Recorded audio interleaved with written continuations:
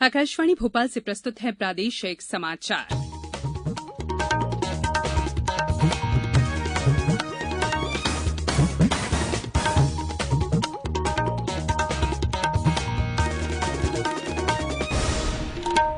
नमस्कार, समाचारों के साथ मैं संयुक्ता बैनर्जी।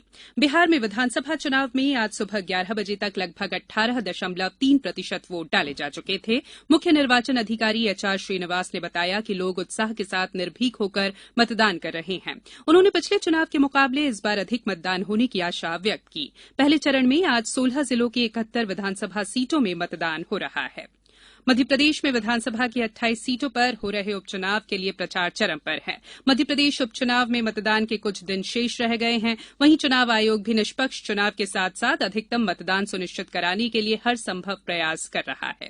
ग्वालियर से हमारे संवाददाता ने बताया है कि जिले की 6 में से 3 विधानसभा सीटों के उपचुनाव को लेकर कल शाम कोटेश्वर मैदान पर कांग्रेस प्रत्याशी सुनील शर्मा के समर्थन में पूर्व मुख्यमंत्री कमलनाथ और पूर्व केंद्रीय मंत्री सचिन पायलट ने जनसभा को संबोधित किया। वहीं पूर्व मुख्यमंत्री उमा भारती ने हजीरा में भाजपा प्रत्याशी प्रद्युम्न सिंह तोमर के समर्थन में जनसभा को संबोधित किया। इसके अलावा विधानसभा क्षेत्र ग्वालियर, ग्वालियर पूर्व और डबरा में प्रत्याशियों द्वारा सघन जनसंपर्क अभियान के साथ नुक्कड़ सभाओं का दौर भी जारी है। उधर मुरैना की 5 विधानसभा क्षेत्रों में स्टार प्रचारकों के सघन दौरे जारी हैं। पूर्व मुख्यमंत्री उमा भारती ने भाजपा प्रत्याशियों के समर्थन में सभाओं को संबोधित किया। वहीं कांग्रेस की ओर से सचिन पायलट और आचार्य प्रमोद कृष्णन ने मोर्चा संभाला। प्रदेश के विधानसभा उपचुनाव में मत प्रतिशत बढ़ाने के लिए विभिन्न गतिविधियां आयोजित की जा रही हैं। इंदौर जिले के सावेर में ग्रामीण महिलाएं रंगोली और मेहंदी बनाकर मतदान का संदेश दे रही हैं। स्वीप अभियान के तहत उपचुनाव वाले विधानसभा क्षेत्रों में चुनाव पाठशाला, मतदाता शपथ, जागरूकता होर्डिंग लगाना, रैली निकालना और बुजुर्ग तथा दिव्यांग मतदाताओं का सम्मान जैसे कार्यक्रम भी आयोजित किए जा रहे हैं।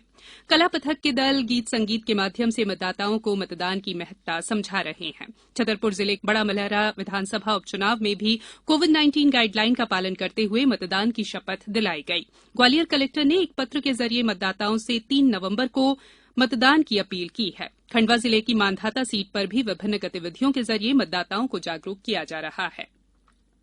प्रधानमंत्री नरेंद्र मोदी ने कहा है कि प्रशासनिक प्रक्रियाओं को पारदर्शी, जिम्मेदार, जवाबदेह और विकास के लिए लोगों के प्रति उत्तरदायी होना चाहिए। सतर्कता और भ्रष्टाचार की रोकथाम पर कल से शुरू हुए 3 दिन के राष्ट्रीय सम्मेलन का उद्घाटन करते हुए श्री मोदी ने कहा कि हमें भ्रष्टाचार के विरुद्ध व्यवस्थित जांच, प्रभावी लेखा परीक्षा, क्षमता निर्माण और प्रशिक्षण जैसे उपायों को अपनाकर भ्रष्टाचार के खिलाफ संयुक्त रूप से संघर्ष छेड़ना होगा।